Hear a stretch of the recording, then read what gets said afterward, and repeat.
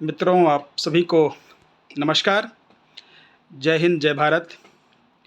जैसा कि आप सब लोग अवगत हैं या अवगत हो जाएंगे कुछ घंटों के अंदर, कुछ दिनों के अंदर, कि दिल्ली के अंदर एक काला अध्यादेश लाया गया है, एक कानून लाया गया है कि जो गवाही होती है वो थाने के अंदर होगी।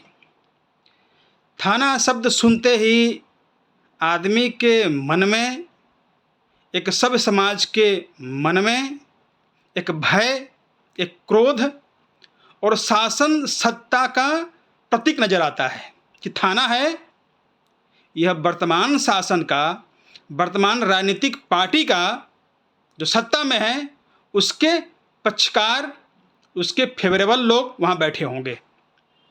थाने से आप न्याय की उम्मीद नहीं कर सकते। यदि थाने से न्याय होता तो फिर संविधान में न्यायालय की व्यवस्था होती ही नहीं। थाने में जो भी सम्मानित पुलिस के अधिकारी बैठते, विद्वान अधिकारी बैठते, वो न्याय कर देते, एट वंस न्याय कर देते। बगल में पिस्टल है, बगल में बंदूक है और न्याय ऐसे होता है।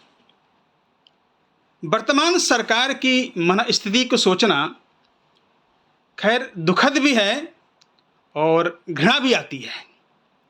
आप थाने में गवाही रिकॉर्ड करवाओगे, गवाह की मनस्थिति क्या होगी, कैसे गवाही देगा वो? वीडियो कॉन्फ्रेंसिंग से गवाही देगा वो। उसके अगल कौन बैठा है, उसके बगल कौन बैठा है, वो किस दायरे के अंदर घेरा गया है, कितना प्रेशर उसके ऊपर है। क्या उम्मीद कर सकते हैं कि थाने में एक गवाह, एक विटनेस निष्पक्ष होके, ईमानदारी से, बिना भय पक्षपात के अपनी बात कर सकता है?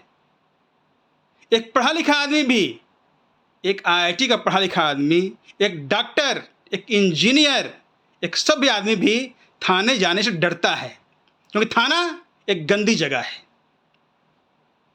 कोई आदमी यही मनाता है जीवन में कि पुलिस से और थाने से पाला ना पड़े उसका। क्यों? सबको पता है, बोलने की जरूरत नहीं है कि पुलिस कैसे काम करती है और पुलिस कैसे काम करती रहती है। वर्तमान सरकार की जो नीति है कि थाने में गवाही होगी, तो ये मान के चल रहे हैं कि अगले 50 साल तक, अगले 100 साल तक सत्ता हमारे कब्जे में रहेगी। होता है कभी कभी आदमी को कभी कभी अपनी शक्ति का भ्रम हो जाता है। उसको ये लगता है कि मैं ही खुदा हूं और दुनिया मैं चला रहा हूं। ये भ्रम हुआ था रावण को, ये भ्रम हुआ था कंस को कि मैं ही सब कुछ हूं, और फिर परिणाम सबके सामने है। होता है, सत्ता का मद होता है, सत्ता का नशा होता है, सत्ता का गुरूर होता है कि जब चाहूंगा मसल दूंगा मच्छर की तरह। अंग्रेजों को भी था, कांग्रेस को भी था, वर्तमान सरकार को भी हो गया है। ये सत्ता का गुण होता है। जैसे ही सत्ता क्रमशः बदलती नहीं है, निरंतरता होती है, उसमें मद आ जाता है, क्योंकि लगता है कि चाबी मेरे पास है, मैं चाहूं खोल दूं सत्ता की चाबी, चाहूं बंद कर दूं चाबी। लेकिन एक उदाहरण दूंगा आपको। 1939, 1939, आप साल को सही कर सकते हैं इतिहास की किताबों से। वर्धा महाराष्ट्र में एक जगह थी जहां पे उस समय की कांग्रेस, आज की कांग्रेस नहीं, राष्ट्रीय कांग्रेस, जिसने देश की आज़ादी का लड़ाई का अगुवा थी, अधिवेशन हुआ। साल में एक बार तत्कालीन समय में कांग्रेस का राष्ट्रीय अधिवेशन होता था। हमारे गांधी जी ने एक प्रस्ताव रखा, अंग्रेजों भारत छोड़ो। अंग्रेजों भारत छोड़ो का मतलब यह था कि अंग्रेज देश जाएंगे, सत्ता में भागीदारी नहीं करेंगे, देश से जाना पड़ेगा। लेकिन तत्कालीन कांग्रेस की जो कमेटी थे उनमें इस बात को लेकर बहुत मतभेद था, और ये तय हो गया कि इस प्रस्ताव को पास नहीं होने देंगे कि अंग्रेज देश जाएं। बहुत जल्दी हो रहा है, ये अभी समय लगेगा आज़ादी में। गांधी जी ने एक बात कही थी और बात सबको सुननी चाहिए। यह राष्ट्र देवताओं का देश है, ईश्वरीय देश है। कण-कण में यहाँ देवता निवास करते हैं, इसलिए मद अहंकार का परिणाम। और जो बात कही गांधी जी ने, मैं कोट करता हूँ उस बात को। उन्होंने ये कहा था कि यदि कांग्रेस की वर्तमान अधिवेशन में मेरे प्रस्ताव को स्वीकार नहीं किया जाएगा तो एक मुट्ठे बालू से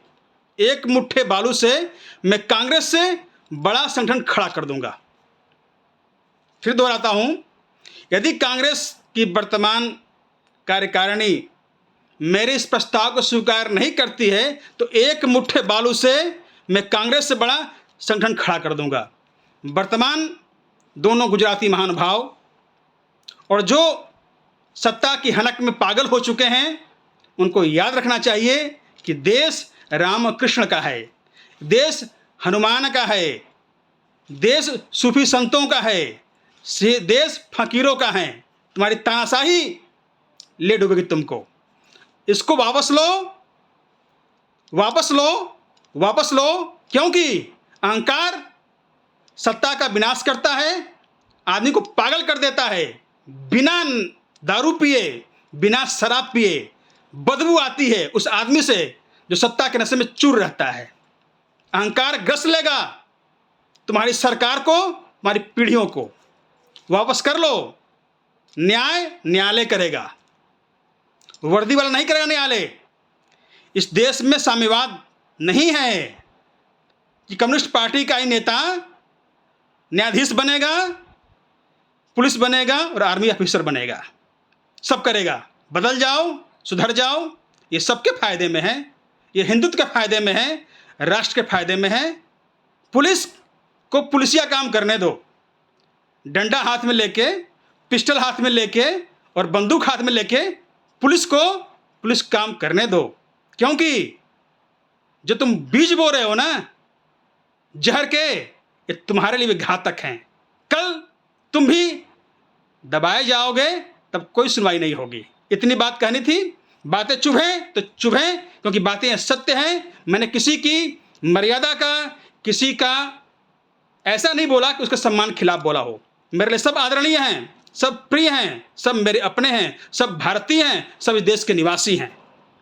इतनी बात कहनी थी। जय हिंद, जय भारत।